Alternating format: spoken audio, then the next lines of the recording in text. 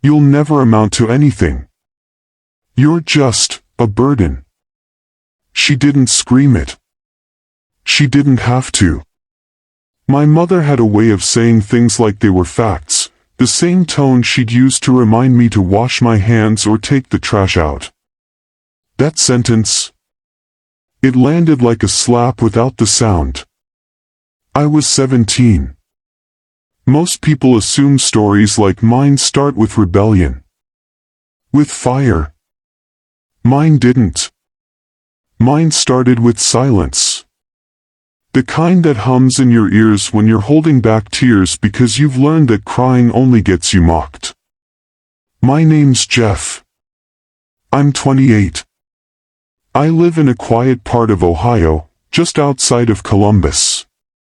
I work in IT, remote, mostly. Nothing flashy. I've got a 2-bedroom townhouse with creaky floors and a coffee machine that growls when it's tired. Every morning, I take the same walk around the block. Hoodie up, earbuds in. Then it's emails, bug fixes, systems checks, and the occasional call with a manager who always sounds like he's reading from a script. From the outside, I'm a pretty standard guy. I pay my bills on time, I eat too many frozen meals, and I talk to my plants like they're coworkers.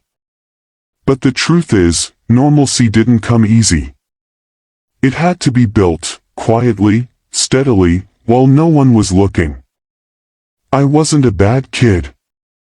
I wasn't brilliant either, just average. But in my house, average meant disappointment. Especially to my mother. She had this story in her head, single mom, raising a genius son who'd lift them out of the struggle. And when I turned out to be the kind of kid who got C's and forgot to put the milk back in the fridge, the story turned sour. She didn't yell often, but her silence spoke volumes. The looks. The deep sighs. The way she introduced me to people. This is Jordan. He's figuring it out. I still remember the day everything cracked. Senior year, I got rejected from every college I applied to. My guidance counselor handed me a brochure for a local community college, and my mom didn't even look at it. She just said, "So that's it," and walked out of the room. That night, we argued. I told her I wasn't sure college was even for me. She told me I was lazy, aimless, pathetic. Then, the line that stuck, "You're a burden."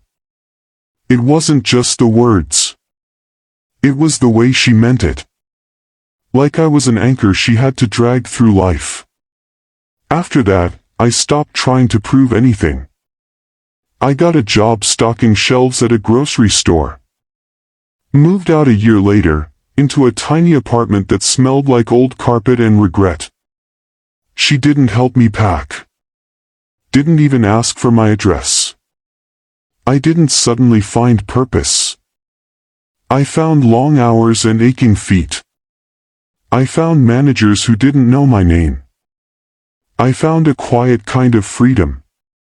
The turning point came at 21.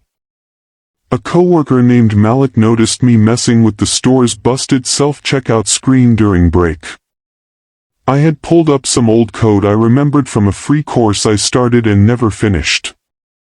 He leaned over and said, "You're into that nerd stuff?" We got to talking. He told me about this online bootcamp, not a scam, not too expensive, and legit. He said he saw something in me. I laughed it off. But that night, I looked it up. Then I signed up. It was hard. I'd work from 5 a.m. to 1 p.m., then study from 2 to midnight. Rinse, repeat. 4 months. No one saw it. I didn't post about it. My mom thought I was still bagging groceries. We didn't talk much. When we did, it was dry and short. But I started building things. Little websites. Apps. I got a freelance gig fixing a local mechanic's scheduling system. He paid me in cash and free oil changes. First real win. Then another. A startup needed someone to clean up back-end bugs. I didn't lie, I told them I was new. But they gave me a chance. Remote. $18 an hour. I thought I'd won the lottery. I invited my mom to dinner when I moved into my townhouse. Nothing fancy, takeout pizza and store-brand soda. She looked around the place like it was a hotel I was house-sitting. "This from stocking shelves?" she asked. I told her about the tech work. Her face barely moved. "Must be temporary," she said. "You always jump around." I didn't argue. I just nodded and offered her another slice. There were other moments like that. I'd tell her about a raise. She'd change the subject. I offered to help her with bills once. She refused, said she didn't want handouts from a hobbyist. It hurt. But I was learning to let the hurt sit beside me, not inside me. It came from the most unexpected place, a LinkedIn message from someone I'd helped debug their project in a forum. "You probably don't remember me," it read, "but you saved my senior thesis. I just landed a job at Google. Wanted to say thanks. You're the real deal." I screenshotted it. Not to post. Just to look at when I needed reminding. Then came the big one. My contract gig offered me a full-time position. Salary, benefits, work from home. I bought a used car. Started saving seriously. Still, my mom didn't ask. Didn't congratulate. We barely spoke. Until the call. Late one night. She was quiet at first. Then she said, "I'm being evicted." Her hours got cut. Rent got raised. She hadn't told anyone. I didn't gloat. I didn't remind her of her words. I just said, "You can stay here. But there are rules." She hesitated. "You'll have your own room. You'll contribute $500 a month to help with expenses." Silence. Then, "You're charging me rent?" I took a breath. Yes. There was a pause that felt like years. Then she whispered, "Okay." I hung up and sat in the dark. Not triumphant. Not angry. Just still.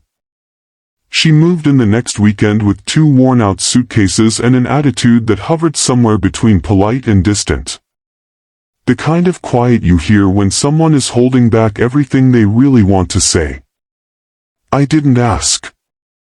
I just gave her the room at the end of the hall and helped her carry her things up the stairs. For the first few days, we barely spoke beyond the basics. "Coffee's fresh. Your mail came. You used the last of the eggs." There was a weird reversal happening. She was in my house now. My couch. My fridge. My rules. But it didn't feel like victory. It felt like walking on glass barefoot, every step careful, every word measured. My townhouse isn't big, but it's clean, quiet, and mine. There's a shelf in the living room with a few books, a wireless speaker, and a photo of me and Malik on my graduation day from the coding bootcamp.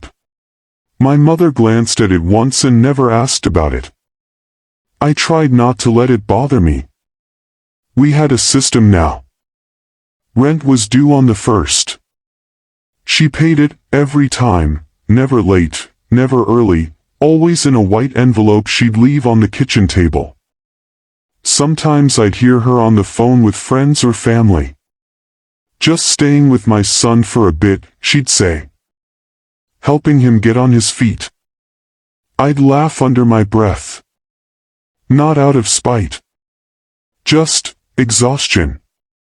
There was one day, mid-December, where the heater went out. I came home from work, and she was wrapped in 2 blankets, sitting on the couch, teeth chattering. You should call your landlord, she said. I am the landlord, I said, walking over to the circuit breaker.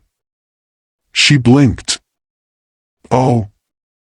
It was just a second, the look on her face, but it stuck with me. Like something recalculated in her brain. Later that night, she found me online troubleshooting the HVAC system. I had diagrams up, tabs open, a notebook with scribbles everywhere. You really understand all this? She asked. I didn't look up. Yeah. Took me a while. But yeah. She nodded slowly, then left the room. It wasn't praise. But it wasn't dismissal either. Progress.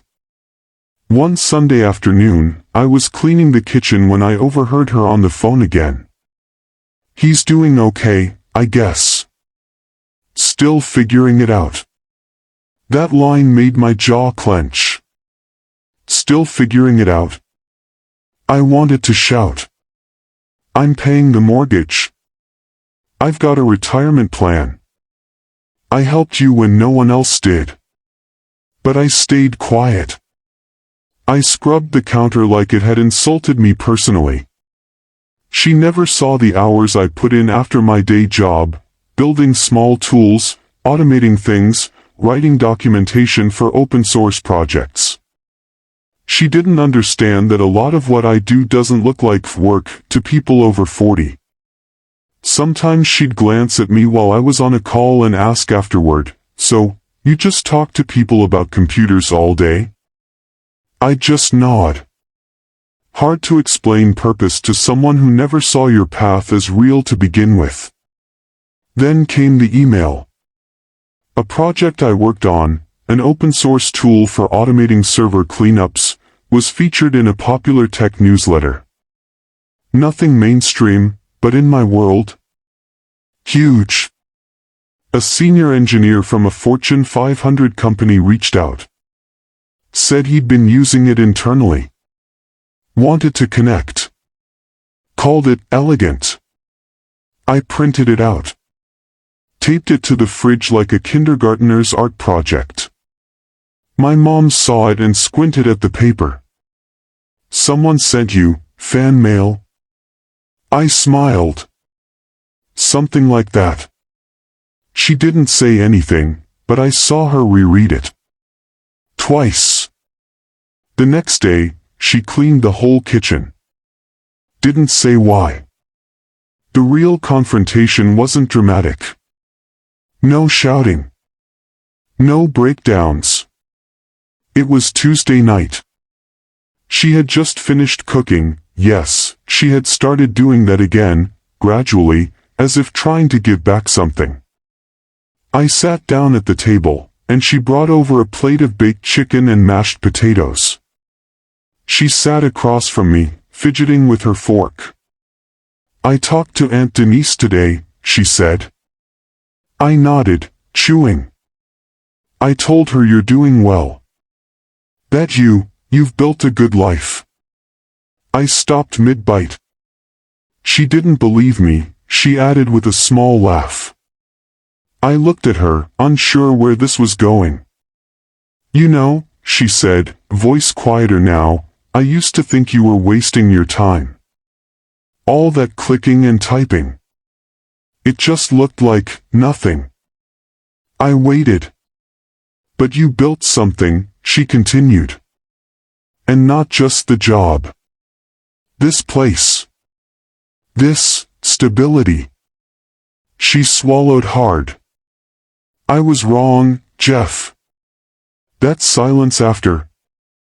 Heavier than any argument we'd ever had. That night, I sat alone in the living room after she went to bed. I thought about all the times I'd questioned my own worth. The years of silence.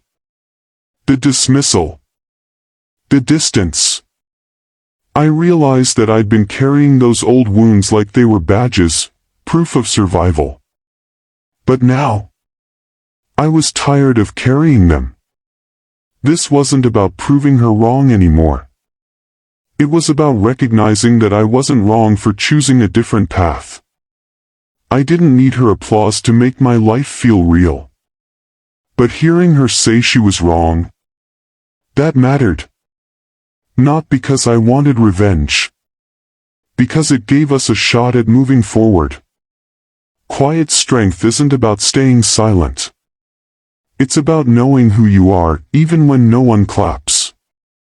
I know some of you watching this might be sitting in your childhood bedroom, hearing the same lines I heard. You're a disappointment.